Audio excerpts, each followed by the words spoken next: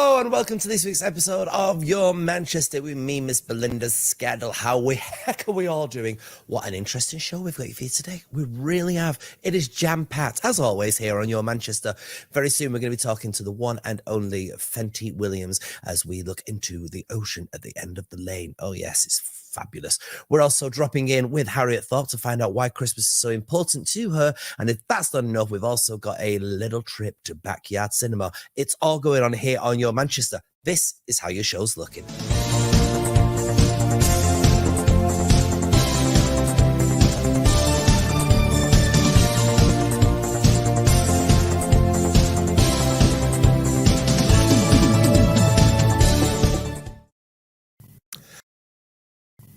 But first, Finty Williams is part of an amazing dynasty, not just in family, but in talent. She's, of course, the daughter of Dame Judi Dench and Michael Williams, the mother of TikTok star Tom Williams. Her career is nothing short of sensational, having appeared in so many films and television productions, including my personal favourite, Angelina Ballerina.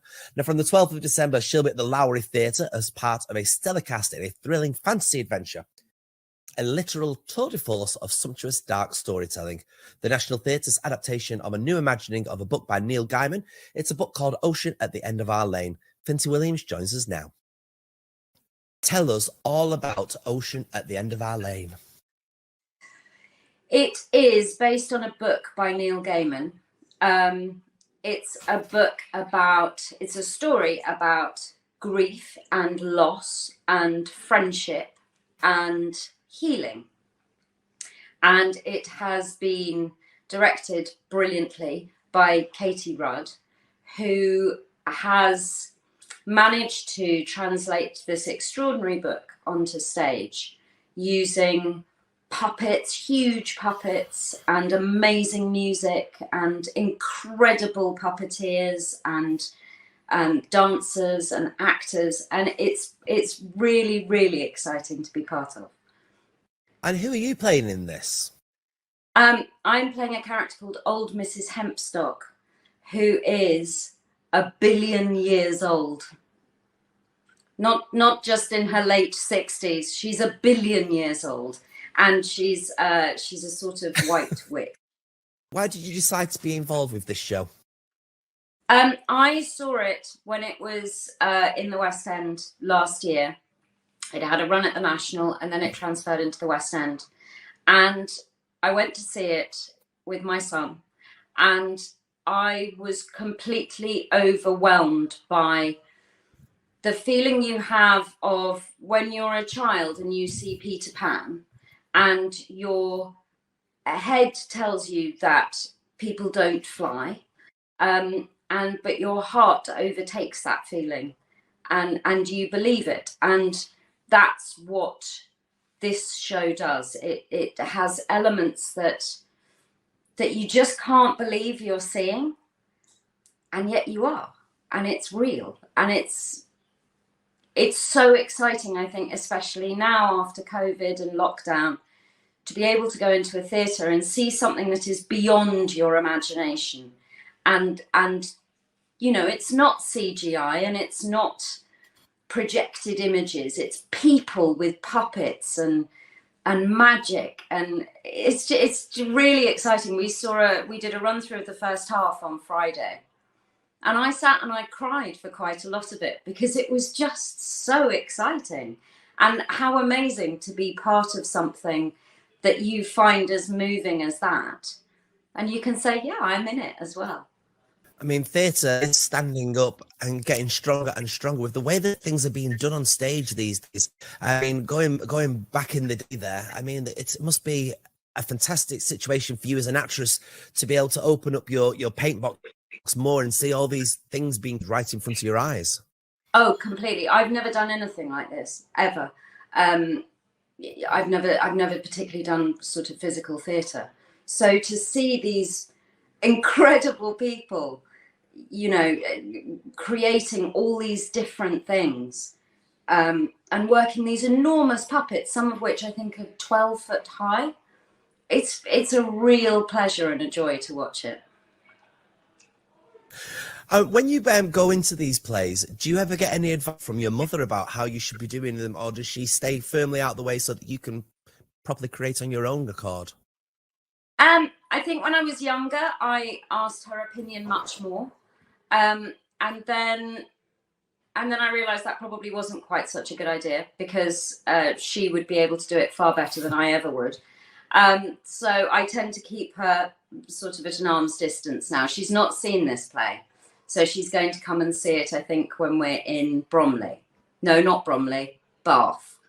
And so she can see it then. So that would be really exciting for her to experience it, you know, as a first-hand thing, rather than having to take me through the lines and things like that. You looking forward to coming to Manchester? I am. My dad was actually born in Salford, and I've never been there. So I'm really, really excited about it. Oh, yeah, definitely. We do look forward to seeing you here in our lovely Lowry. Just in a few words, why should people... what's the moment since COVID and, you know, hard times and everything, why should people spend their money on this ticket to see this production? I totally understand that, you know, money is tight for everybody, but I think during COVID, we got very used to sitting and watching the television and being amazed by all the amazing effects and things that they can achieve. But I think to actually sit in a theatre for 2 hours, 20 minutes and be overwhelmed by what I think is a really beautiful story, but also really overwhelmed by the magic and the effects and everything, you know, which is not, you can't sit and video it. So you just have to experience it in that 2 hours. I think that's a really special thing. It is indeed. For now, though, Finty Williams, thank you for your time. Thank you. Thank you so much.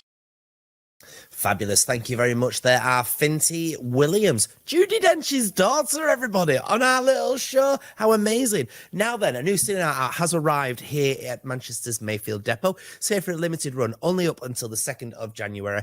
To find out more, we wanted to speak to Mr. Dave Flynn. So Backyard Cinema is the most magical place to watch a movie. You can see all of your favourite films and new releases as well, all in an absolutely fantastic environment. We've recently opened our first venue outside of London in Manchester at Depot Mayfield. So Backyard Cinema was actually founded in our CEO's back garden during his uni years in London, in his student house. He was getting bored of the standard student things that were on offer. He decided to throw a film club, got some sweaty sofas, stuck in the garden, got a big white sheet, stuck it over a fence panel, got a little projector from Argos, and just started programming his own film nights for him and all his mates.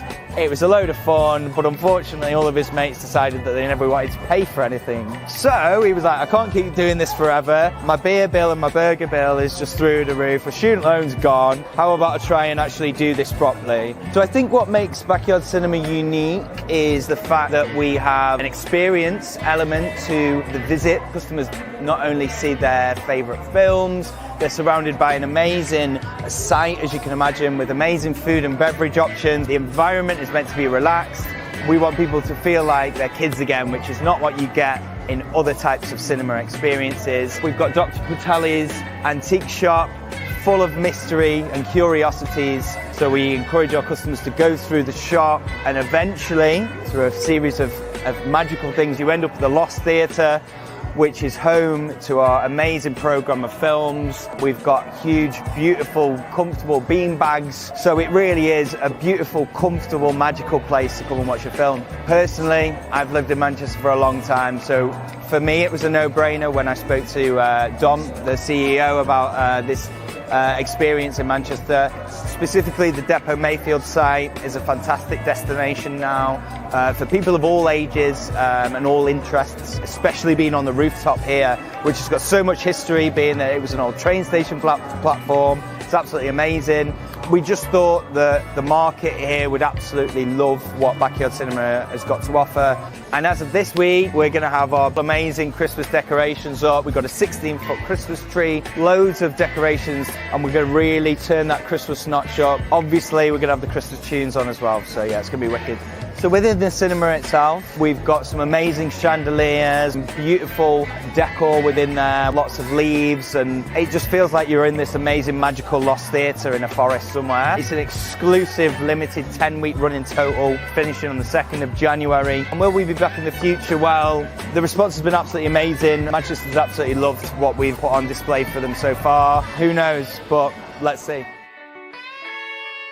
Well, that looks fantastic, doesn't it? Now, joining us next is the wonderful Miss Harriet Thorpe. You, of course, will remember her as Fleur in the wonderful Absolutely Fabulous. And, of course, she was in Brutus, Mr. Brutus, Mr. Brutus. She was in that as well. She is a legend. She joins us now. Welcome, Harriet. How are you doing? All the better for seeing you, darling. And I'm loving the background. It's divine. It's nice, isn't it? B&M wallpaper. It's the future. Darling, it is. I hear you.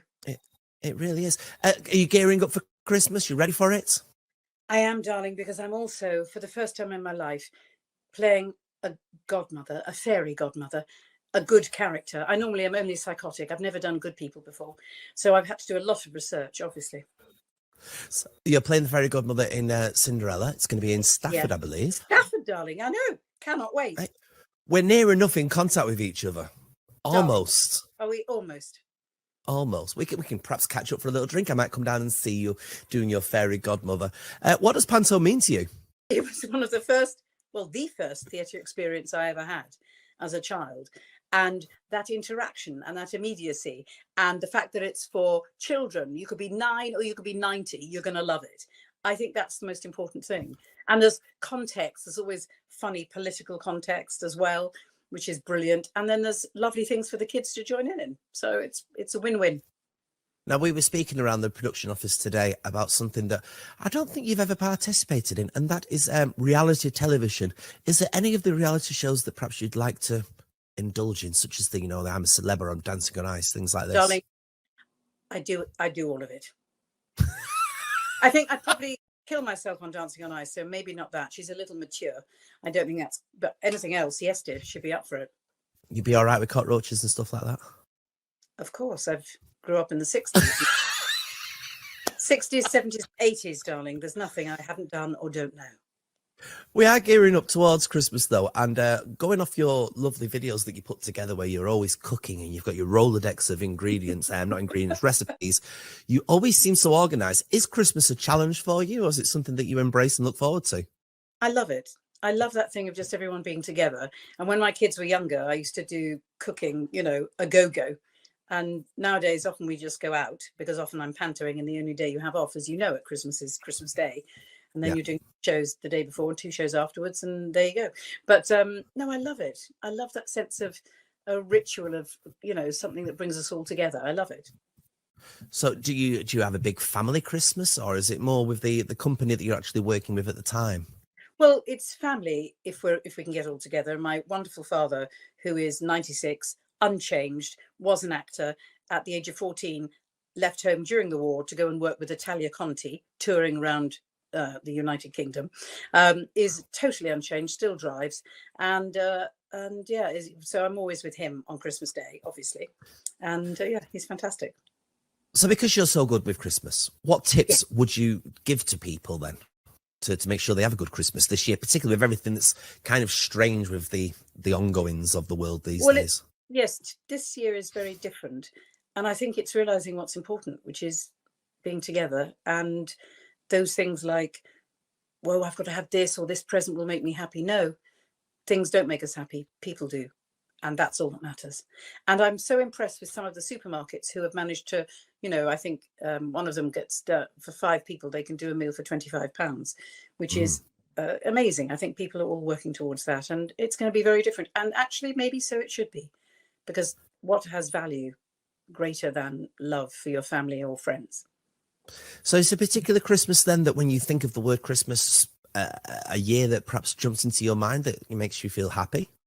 I think it was any year actually, and every year, because it's just we're still together, whoever is there. And I used to have a wonderful friend, Stephen Speed, who was from Manchester, and he was in the Royal Ballet. We met at the Royal Ballet School, and he used to always come over at Christmas. Sadly, he left us a few years ago. But when Speedy was with us, it was heaven. He's godfather to my son, and daughter, and he was a wonderful person, and it was such fun to have him around the table. And we used to throw the turkey around trying to get it ready and everything. So being with Speedy was wonderful. It is experiences and life experiences that kind of do make Christmas. And I think that's what I really want to impart on people, that, you know, it's about the people, it's about what you're doing. And that was one of the reasons why I wanted, of course, to speak to you today, because you're always so enthused by life, I think is the word I want to use. Any tips on making people that are perhaps feeling a little bit down as we approach Christmas to lift themselves up? I think it's the sense of powerlessness which makes us feel vulnerable, and we don't have the reins on anything, and anything we thought we knew, that we thought we understood, seems to, in the last few years, disappeared completely. I think the thing to do is, having a choice is freedom. Choosing to have a good time, to be together, to spend and treasure those moments. That choice is one that gives us happiness. And, you know, things can be tough, but I often just choose how I feel, because I might as well. Because there may be terrible things going on, but for one moment or just to be with people, I'm going to choose to be okay, because I can. And that's power and that's freedom, because we can't control anything else, but we can control our thoughts and our choices. Absolutely. So Panto is taking up a lot of your time. From when does it start for your particular Panto? Darling, we open on the 9th. I think we've got a week's rehearsal, which is quite long in Panto terms. Wow. Hashtag just saying. I know. They'll be on the phone to you now, giving you just 2 days. Now you've said that. Yeah, that'll be it. Of course.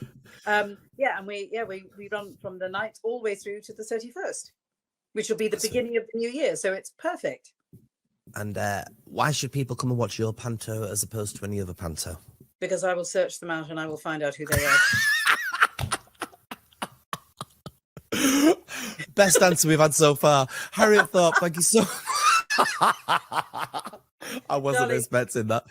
As always, it's been absolutely fabulous. And this year, I'm playing, her name is Fairy Fleur. So it's actually an ab-fab character that I will be giving. Are you doing it as her, are you? Fairy Fleur. Oh, I think you should mix it with the character you played in the British Empire as well. Maybe. Well, there are a few other surprises in the show, but you'll have to come and see it. Oh, well, there you are. Make sure you get your tickets, everybody. There's the link right now. Make sure you get your tickets. For now, though, Harriet Thorpe, thank you so much for your time. Thank you. Okay, now then, for the second year running, Contact Theatre has teamed up with 8 Freestyle to bring Manchester audiences a roller coaster Christmas extravaganza, featuring the very best of the Northwest local stars. 8 Freestyle's Robin Hood is a story of courage, friendship, and bad puns. There'll be plenty of laughs along the way as Robin joins forces with Maid Marian to thwart the Sheriff of Nottingham's evil plans to kidnap the young babes. This is a show that has it all. Literally, adventure, action, laughs, music, magic, and men with mullets. Joining us now, Kate Mitchell and Redmond. Welcome to the show. How the heck are you both? Hi, we're good. Yeah, we're really good. We're kind of in our last 2 weeks just before everything kicks off for us and we're in full-time rehearsals. So as you can see, our office is a little bit of a Panto dressing room, come studio, come writing room. So everything really. Second year running doing this fantastic chaos, as I can describe it, and it looks like it's going to be another pantomime full of chaos. We were just speaking to Harriet Thorpe there, who's literally getting a week of rehearsal for her Panto. How long are you taking for your rehearsals? So we have 1 week of us just rehearsing, so getting all of our blocking down and learning lines, learning songs, trying to incorporate us into dances, although some of us aren't very gifted in the dance. What do you mean? In the dance world. And then we go from there straight into our tech week, which is where we kind of throw it all together under lights and sound, and our amazing tech team at Contact, they just kind of take the lead, and poor Sean's running around with a cup of tea in his hand and a pencil in the other, stressed out while we all just try and make this magic come together, but it almost certainly always does. Now, I should say, Kate, you are one of the assistant directors on this, so a double bubble of a challenge for you to cajole all of this cast and an 80s theme together. Why the 80s theme? I think we did Robin Hood last time round, and we loved our story and we loved the way that we were doing it. And a lot of people have said to us, is it because of Stranger Things or is it because of running up that hill, hitting the charts or anything like that? But it isn't, it's just pure coincidence. We just wanted to do something fun and fresh and take our script that we did last time around and give it a brand new sort of like feel and a new theme and a new vibe, I suppose, as the kids say. And 80s just seemed to fit. A lot of our music previously was from the 80s in the show anyway. So when it came around to this time, it just kind of, it just made sense. Yeah. This is a traditional panto, or would you say it's a brand new imagination of the traditional panto? Well, we like to use our favourite quote that we've ever been given, which is a masterclass in modern pantomime. So we like to take some of our old sort of like traditional values. We've got a lot of sort of set pieces that we use a lot, stuff that's really familiar to our company and that we have spent, well, years at this point kind of pulling together and making our own. And then we always like to add a little bit of like a modern twist on it. We like to have fun, fierce, like feminist icons as our leading ladies. And we like to make sure that everybody feels like a part of pantomime. I know that traditionally there are some kind of facets of audience that have felt excluded from panto because they don't see themselves represented on stage, right? But we make a concerted effort, and it's kind of in the bones of our company to make sure that we are representative, inclusive, diverse, and it kind of is the lifeblood of what we do. So it is a show for the entire family then? Absolutely. I'd say it's structurally traditional, but the jokes are modern, up-to-date, topical as you like. And it's, of course, at that fabulous venue known as the Contact Theatre. This venue in itself seems to be getting more and more and more renowned with every month and every season that goes on. What do you think the secret ingredient is of the Contact Theatre at the moment? You know, I speak a lot about Contact in this way because I adore the venue and I adore the people there and I love what they're trying to achieve. I love their mission.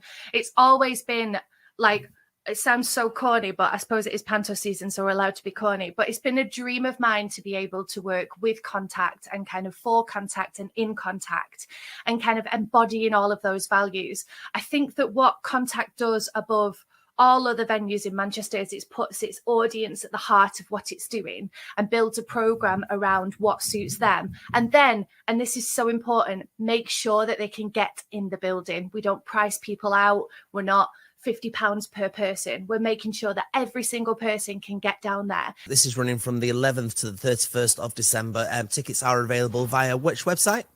contactmanchester.co.uk. Brilliant. We'll be checking that one out. Have a fabulous run, everybody. Have a fabulous, well, I can say it now, have a fabulous Christmas. Oh, exciting.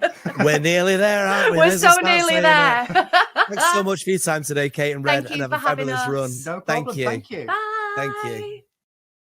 How fantastic is that then, everybody? Absolutely amazing. So many things going on here in Manchester. Now then, don't forget, we are on twice a week now. And on Sunday's show, we are joined by Andy Monaghan, who is currently starring in Matthew Bond's Sleeping Beauty. We'll be asking him the secret ingredient of being a dancer in Matthew Bond's productions. Also, do you remember the 80s? And if you do you remember Wind in the Willows and other productions that required stop motion animation? It was literally the best way to go in back in the day. Well, we'll be popping over to the Cosgrove Hall archives, and as well we'll be looking at Hayley, who is definitely on a mission to stop the closure of Oldham Coliseum. As well as that, Ashstone reviews Hope Mills Theatre production of Cinderella, and that's back with you on Sunday. So yeah, make sure you're here on Sunday, where the city comes to talk. Where? Well, obviously on your Manchester.